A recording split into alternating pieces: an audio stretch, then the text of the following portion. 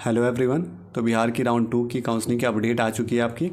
तो बिहार एक ऐसा राज्य है जहाँ पे हर चीज़ें अनसर्टेन होती है। कभी कभी काउंसलिंग डिले की जाती है और कभी इतनी फास्ट की जाती है कि बच्चे कंफ्यूज हो जाते हैं कि उन्हें कौन से कॉलेज लेना है, ऑल इंडिया कोटा वाले लेने हैं या स्टेट कोटा वाले लेने हैं। अभी जैसे रूल आए हैं उससे ये पता चल रहा है कि बिहार की कट ऑफ एक्चुअल में बहुत हाई जाने वाली है। खैर हम इस पर बात करेंगे वीडियो में। ऐसे में क्या होता है, हाई मेरिट वाले जो कैंडिडेट होते हैं उन्हें अपने स्टेट में 3rd या 4th कॉलेज मिल रहा होगा ऑर्डर वाइज, वो अपना उसी कॉलेज में एडमिशन लेके फंस जाते हैं। जबकि वो अपने ऑल इंडिया कोटा के थ्रू कॉलेज कोई लेते हैं तो उन्हें बेटर मिल सकता था। फर्स्ट राउंड सेकंड राउंड में ऑल इंडिया में उतने अच्छे कॉलेज नहीं मिलते हैं, लेकिन हाँ कंपेरेटिवली फर्स्ट सेकंड राउंड के थर्ड राउंड में आपको बहुत अच्छे कॉलेज मिल जाते हैं ऑल इंडिया कोटा से। यहाँ मेरी एनालिसिस से साफ साफ दिख रहा है कि बिहार की कट ऑफ वाकई में बहुत हाई जाने वाली है। तो मेरी उन सभी कैंडिडेट से रिक्वेस्ट है जिनकी मार्क्स बॉर्डर लाइन पे है कि आप लोग ऑल इंडिया कोटा में ट्राई करें। आप स्ट्रेट राउंड के लिए ना बैठें बिहार के, क्योंकि कुछ भी हो सकता है। यहाँ पे कट ऑफ हाई जाएगी और पता चला कि ऑल इंडिया कोटा में लो चली गई तो आप कॉलेज मिस कर जाओगे। ये अपॉर्चुनिटी आप बहुत बड़ी मिस कर जाओगे। इसीलिए आप ऑल इंडिया कोटा में भी रजिस्ट्रेशन करके रखिए और उसमें भी काउंसलिंग में पार्टिसिपेट करते रहिए। और इस वीडियो में हम लोग बात करने वाले हैं समस्तीपुर मेडिकल कॉलेज के बारे में। और आखिरी में एक बहुत ही इंपॉर्टेंट नोटिस है जो कि मैं आपको बताने वाला हूँ। जैसा कि नोटिस रिलीज हुई है राउंड 2 की BCC द्वारा, इसमें फिर इन्होंने पलटी मार दिया है, क्योंकि जो इन्होंने बोला था कि राउंड 2 से राउंड 3 में अपग्रेडेशन होगा, इसके बारे में कोई जिक्र नहीं था। उन्होंने ये फैसिलिटी फिर से प्रोवाइड कर दी कि राउंड 2 से राउंड 3 के लिए भी आप अपग्रेडेशन के लिए जा सकते हैं। तो क्या है पूरी नोटिस, मैं ईजी भाषा में आपको समझाने की कोशिश करूँगा। तो चलिए अब एक एक करके बात कर लेते हैं कि क्या रूल है इस बार राउंड 2 के लिए। तो जो सबसे पहला है कि अगर आपने राउंड 1 में रजिस्ट्रेशन किया था लेकिन आपने चॉइस फिलिंग नहीं की थी, या फिर आपने चॉइस फिलिंग के लिए रजिस्ट्रेशन नहीं किया था, तो वो दोनों आप इस बार कर सकते हो। इसमें कोई आपको परेशानी नहीं आने वाली है। दूसरा रूल ये कहता है कि आपने अगर रजिस्ट्रेशन किया था राउंड 1 के लिए, चॉइस फिलिंग भी किया था, लेकिन आपका कोई भी सीट अलॉटमेंट नहीं हुआ, तो आप राउंड 2 के लिए फ्रेश चॉइस फिलिंग कर सकते हो। इसमें भी आपको कोई परेशानी नहीं आने वाली है। आपको चॉइस फिलिंग करके और चॉइस लॉकिंग भी करना है उसमें। अगला रूल ये है कि अगर आपने राउंड 1 में रजिस्ट्रेशन किया, आपको सीट अलॉटमेंट भी हो गया और आपने एडमिशन भी ले लिया, लेकिन अब एडमिशन लेने के बाद आपके मन में आ रहा है कि मुझे फ्री एग्जिट चाहिए। आपको कोई ऑल इंडिया कोटा में मिल चुका है सीट या कोई अदर रीजन हो सकता है, वहाँ से फ्री एग्जिट चाहिए, तो आप 3 सितंबर से 4 सितंबर को शाम के 4 बजे तक आप इसे अपने सीट को रिजाइन कर सकते हो। आपको फ्री एग्जिट मिल जाएगा। और ये फ्री एग्जिट मिलने के बाद जो आपने फ्री एग्जिट ले लिए कॉलेज से, इसके बाद अपने ऑनलाइन पोर्टल पे आप लॉगिन करके आप रेजिग्नेशन स्लिप डाउनलोड कर लेंगे। और अगर आपने डॉक्यूमेंट सबमिट किया था तो अपना डॉक्यूमेंट सारे वापस ले सकते हैं। दूसरा कि अगर आपने राउंड 1 में सीट कोई अलॉटमेंट हुआ है और आपने उस सेंटर पे रिपोर्ट ही नहीं किया, अपने रिपोर्टिंग सेंटर पे जो भी कॉलेज में अलॉट हुआ था वहाँ पे आपने रिपोर्ट ही नहीं किया, तो आपको ऑटोमेटिकली फ्री एग्जिट कैंडिडेट मान लिया जाएगा। इसमें आपको कोई दिक्कत नहीं है, आप सेकेंड राउंड के लिए जा सकते हो। जैसा कि मैंने बता दिया कि जो भी कैंडिडेट फ्री एग्जिट वाले हैं, जो रिज़ाइन लेके फ्री एग्जिट ले रहे हैं, उन्हें क्या करना है, अपने ऑनलाइन पोर्टल पे लॉगिन करना है और वहाँ पे रेजिग्नेशन स्लिप आपको डाउनलोड कर लेना है।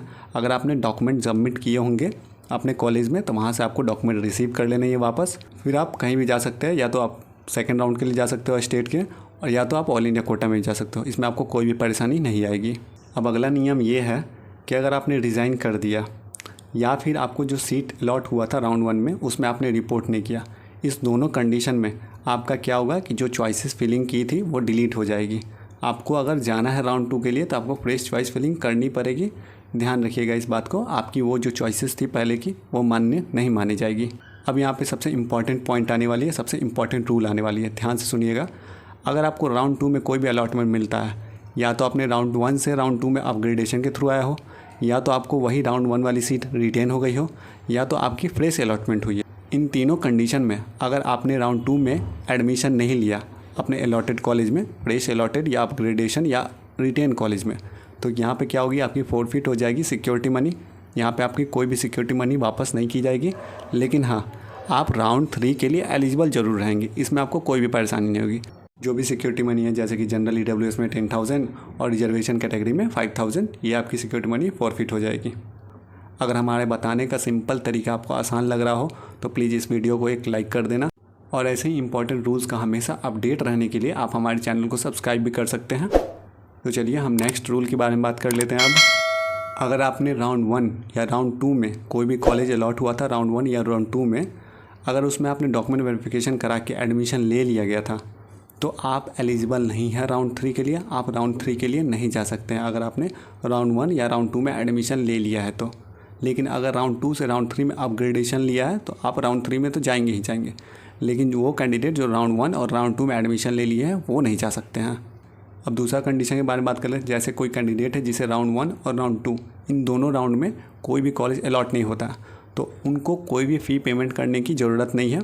यहाँ पर ध्यान रखिएगा, वो बच्चे जिन्हें राउंड 1 राउंड 2 में मिला था उन्होंने अगर सीटें छोड़ दी तो उनकी सिक्योरिटी मनी तो फॉरफिट हो जाएगी, लेकिन ऐसे कैंडिडेट जिन्हें राउंड 1 और राउंड 2 में कॉलेज मिला ही नहीं था, इनकी सिक्योरिटी मनी फॉरफिट नहीं की जाएगी। ये बच्चे सेफ़ हैं। ये राउंड 3 के लिए ना तो सिक्योरिटी डिपॉजिट करनी पड़ेगी, बस आपको क्या करना है, अपने ऑनलाइन पोर्टल पे लॉगिन करना है, वहाँ पे सबमिट विलिंगनेस करना है और फिर आप चॉइस फिलिंग कर सकते हैं। वहाँ पे कोई दिक्कत नहीं आएगी कि हाँ मैं राउंड 3 के लिए जाना चाहता हूँ। तो अब हम लोग बात कर लेते हैं इंपॉर्टेंट डेट्स के बारे में।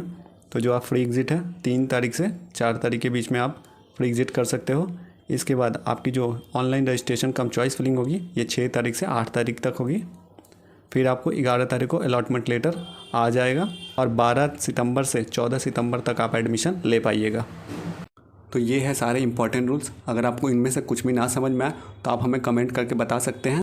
इसके अलावा नीचे आपके डिस्क्रिप्शन में टेलीग्राम का लिंक दिया गया है, वहाँ पे आपकी इंपॉर्टेंट PDF दी जाती है, हमेशा टाइम टू टाइम अपडेट किया जाता है। इसके अलावा अगर आपको हमारी पर्सनल काउंसलिंग चाहिए तो दिए गए स्क्रीन पे नंबर जो है यहाँ पे आप व्हाट्सअप कर सकते हैं, वहाँ पे आपको सारी जानकारी दे दी जाएगी पेड काउंसलिंग के बारे में, जो कि आपकी 499 है गवर्नमेंट के लिए और प्राइवेट के लिए 799 है। अब हम बात कर लेते हैं समस्तीपुर मेडिकल कॉलेज का क्या अपडेट है। मैं उसके लिए कुछ न्यूज़ लेके आया था, क्या अपडेट है उसके लिए।